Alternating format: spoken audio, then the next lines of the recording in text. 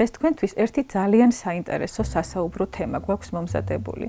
თუმცა ეს არ ეხება ტრადიციულად პორტრეტებს, კონკრეტულ ადამიანებს. ეს ეხება ისეთივე საზოგადოებას, როგორიც იყო მე-19 საუკუნეში ქართველთა შორის წერა-კითხვის გამავრცელებელი საზოგადოება. დღეს ჩვენ ვისაუბრებთ 1907 წელს ექვთიმე თაყაიშვილის მიერ დაარსებულ საზოგადოებაზე, რომელსაც ეწოდებოდა საქართველოს საისტორიო საეთნოგრაფიო საზოგადოება. დღეს სწორედ აქ ხელნაწერთა ეროვნულ ცენტრში დაცული ხელნაწერი წიგნებიდან და დოკუმენტებიდან ძალიან ბევრი არის ექვთიმე თაყაიშვილის ამ საზოგადოების მიერ შეგროვილი. კონკრეტულ ციფრს დავასახელებ. 3200-ზე მეტი ხელნაწერი წიგნი და 15000-ზე მეტი ისტორიული დოკუმენტი სწორედ ამ საზოგადოებამ შეკრიბა, სპეციალურ სისტემატიზაცია შეძლო მისი და ჩვენამდე მოიყვანა და გადაარჩინა. ექვთიმე თაყაიშვილმა ეს საზოგადოება ძალიან პროგრესულად მოაზროვნა თავის მეგობრებთან ერთად შექმნა. მის გვერდით იდგნენ მოსე ჯანაშვილი, დავით კარიჭაშვილი, კორნელი კეკელიძე, ალექსანდრე ყიფშიძე და ბოლოს მან თავის საზოგადოებაში სამოღვაწეოდ მოიწვია ივანე ჯავახიშვილი. მართალია, კულტურულ მემკვიდრეობაზე ზრუნვა მე-19 საუკუნეში ინტენსიურად დაიწყო და ექვთიმე თაყაიშვილმა ძალიან დიდი კვალი დააჩნია ამ საქმეს, თავისი აგენტები გაგზავნა საქართველოს ყველა კუთხეში და საზოგადოება უკვე ისე იყო მომზადებული, რომ იცოდნენ, სად რომელი ნივთი იყო ძვირფასი და სად რომელი ნივთი უნდა გადარჩენილიყო და სახელმწიფო საკუთრებად ქცეულიყო.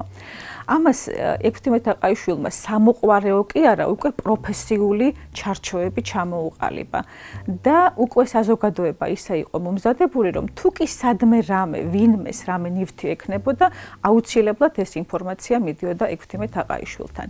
როგორ ეძიებდა და მოიპოვებდა ექვთიმე თაყაიშვილი მისთვის საჭირო მასალებს.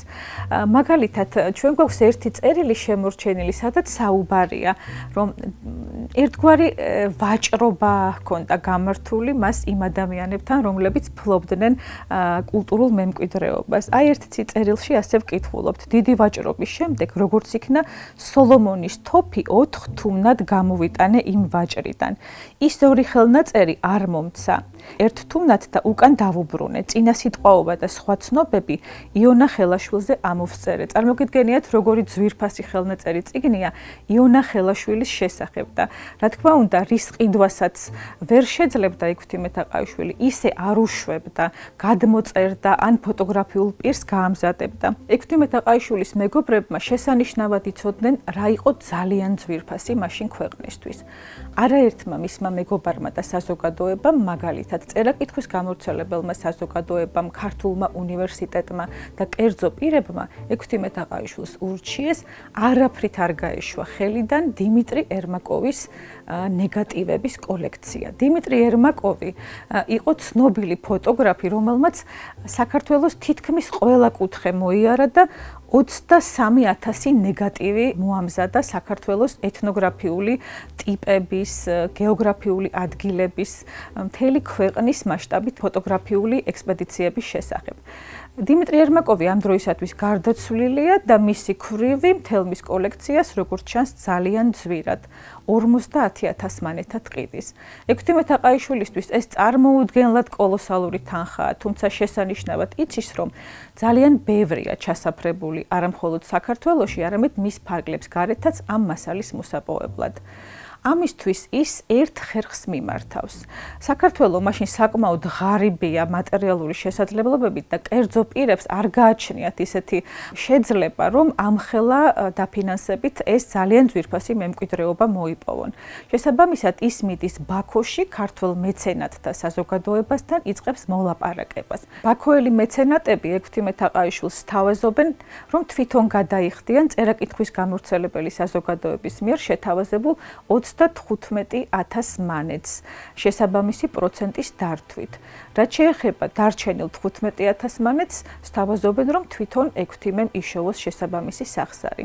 თუმცა გამოჩნდება კიდევ ერთი კეთილგონიერი ქართველი მოღვაწე, ვინმე ნიკოლოზ დადიანი და ის თავისი პირადი სახსრებიდან 6000 მონეტს თავაზობს ექვთიმე თაყაიშვილს. ასე გადაარჩინა ექვთიმე თაყაიშვილმა დიმიტრი ერმაკოვის ძალიან ძვირფასი კოლექცია. როგორც თვითონ ამბობს, ახლაო პირველი მსოფლიო ომის მიმდინარეობისას შეიძლება შეიძლება ეს მასალა ისე ძვირად არ ფასობდეს ომის დამთავრების შემდეგ კი ევროპელი მოგზაურები, გამომცემლები, კოოპერატორები ამას ძალიან ძვირად დააფასებენ და ძვირსაც გადაიხდიანო. საზოგადოება ძირითადად საზრდოობდა ქველმოქმედებით და შემოწირულობით. ამ საზოგადოების პირად არქივში საზოგადო მოღვაწეთა არაერთი შემოსავლის ორდერია შენახული, როდესაც ისედაც მწირი შესაძლებლობის მქონე ადამიანები გულუხვად სწირავდნენ თავიანთი შემოსავლიდან დიდ პროცენტს ამ დიდი და ძალიან მნიშვნელოვანი საქმისთვის.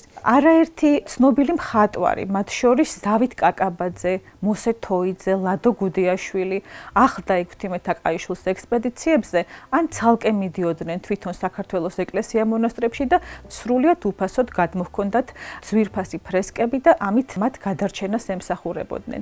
შემონახულია ერთ-ერთი წერილი, როგორც თხოვს ერთადერთ საზოგადოებას საქართველოში, ჭიათურის შავი ქვის მრეწველთა საზოგადოებას, რომელსაც მეტნაკლებად ჰქონდა მატერიალური შესაძლებლობა, რომ ხელფასი გადაეხადა მასთან მომუშავე ადამიანებისთვის და ამ საზოგადოების ეგიდით უნდა ემუშავა თურმე დიმიტრი შევარდნაძეს მთელი ზაფხულის განმავლობაში.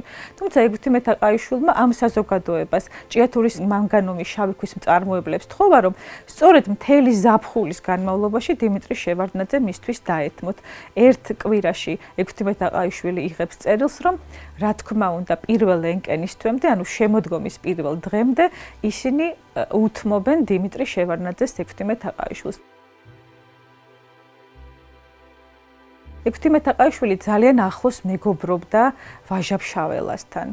ხშირად უკვეთავდა მას ეთნოგრაფიულ წერილებს. მაგალითად, ფშაველი და მისი წუთისოფელი ვაჟა-ფშაველას ცნობილი ეთნოგრაფიული ტექსტი სწორედ ექვთიმე-თაყაიშვილის დაკვეთით იყო დაწერილი. და რაც მთავარია და რაც საშური იყო იმ პოეტისთვის იმ დროს ექვთიმე-თაყაიშვილი მას ერთგვარ ჰონორარსაც უხდიდა, არა მხოლოდ უკვე შესრულებული საქმისთვის, არამედ ავანსადაც. აკაკი წერეთელმა თავისი საავტორო მემკვიდრეობა 1913 წელს დაწერილი ანდერძით გადასცა ექვთიმე-თაყაიშვილს და მის საზოგადოებას. კარგახანია მწადიან ატენის დიდებულის სიონი, რომელიც სრული ჩემი საკუთრება არის, ისეთ ქართულს დაწესებულებას შევწირო, რომელიც ამ შესანიშნავს ძეგლს მზრუნველობით მოულის და მომავალ განადგურებისგან გადაარჩენს. ასეთ დაწესებულებად მე ქართული საისტორიო და საეთნოგრაფიო საზოგადოება მიმაჩნია და მას ვწირავ კიდეც ზემოაღნიშნულ ტაძარს.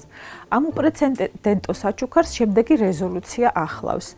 გადაწყვიტეს, რომ რა თქმა უნდა მადლობით მიიღოთ ეს საჩუქარი, დამატებით ეთხოვათ რამდენიმე დესეტინა მიწა და ტყეც, წინასწარ გამოერკვიათ მთავრობას ხომარედო ამ საჩუქარში რამე წილი და ატენის სიონის დასათვალიერებლად გამგზავრებულიყო მთელი დელეგაცია არქიტექტორის ჩათვლით. 1913 წელს მე-20 საუკუნის დასაწყისში მას საჩუქრად გადაეცა არც მეტი, არც ნაკლები მე-7 საუკუნის ჯვარგუმბათოვანი ტაძარი ატენის სიონი. 1921 წლიდან ამ ორგანიზაციაში რა თქმა უნდა გრძელდება მუშაობა. იქ თავს არ ზოგავენ ექვთიმეს მეგობრები და მემკვიდრეები, იროდიონ სონღულაშვილი, გრიგოლ ყიფშიძე, კორნელი კეკელიძე, მაგრამ აქ უკვე სხვა საზრუნავია, სხვა საფიქრალია. 1924 წელს ამ საზოგადოებაში შემოვიდა შინაგან საქმეთა სამინისტროს ერთგვარი მოთხოვნა ქუთაისის soboro's განზეულობა და ძვირფასი ნივთები გაეყიდათ და ეს თანხა გამოეყენებინათ წყალსადენის მოსაწყობად. რა თქმა უნდა, საისტორიო საეთნოგრაფიო საზოგადოების ორგანიზატორებმა მკაცრი და უკომპრომისო პასუხი გასცეს ამ ინიციატივის ავტორებს, მაგრამ უკვე ეს ხმა ექვთიმე-თაყაიშვილის საზოგადოების ხმა არ იყო ისეთი მკაფიო და ისეთი მჭრელი. 1936 წლამდე ოფიციალურად არსებობდა ორგანიზაცია, თუმცა ფუნქცია სულ უფრო და უფრო ნაკლები ჰქონდა. 1921 წლიდან იძულებით ემიგრაციაში წასული ექვთიმე-თაყაიშვილი ყოველთვის იცლიდა ამ საზოგადოებაზე ფიქრისთვის, ამ საზოგადოებაზე ზრუნვისთვის. მიუხედავად იმისა, რომ ექვთიმე-თაყაიშვილმა ბოლო წლებში იქიდან ბევრი რამ ვერ შეძლო ქვეყნისთვის, მან გააკეთა შეძლო უნიკალური რამ. მართლაც წარმოუდგენლად ძვირფასი კოლექცია დაუტოვა სისტემატიზებული, გადარჩენილი ჩვენს საზოგადოებას, ჩვენს ქვეყანას. საერთოდ კულტურული მემკვიდრეობის არტეფაქტებზე, კულტურული მემკვიდრეობის ძეგლებზე აკრძალულია ნებისმიერი მინაწერის დატანა, თუნდაც დანომრვა, თუნდაც ტექნიკური აღწერილობის მიწერა. მაგრამ არსებობს ისეთი უძველესი ხელნაწერები, რომლებსაც ექვთიმე თაყაიშვილის სახელი აწერია და ეს სახელი გარანტია იმისა, რომ ეს ძეგლი, ეს ხელნაწერი არის არა რომელიმე კონკრეტული კერძო პირის, არამედ სახელმწიფოს საკუთრება. ამ საზოგადოებამ გარდა ამისა კიდევ ერთი უნიკალური რამ შეძლო. კულტურული მემკვიდრეობის ძეგლების, ხელნაწერების, ნაქარგობების, ჭურჭლის, ავეჯის, სამოსის, მონეტების მნიშვნელობა და დაფასება ასწავლა ქართულ საზოგადოებას. მიუხედავად იმისა, რომ მათ ბევრი რამ არ შეეძლოთ უკვე სხვა საქართველოში, ის კი ჰქონდათ, რომ სინანულით ეკიდებოდნენ ყველაფერს, რაც ექვთიმე თაყაიშვილის გზის საწინააღმდეგოდ ხდებოდა.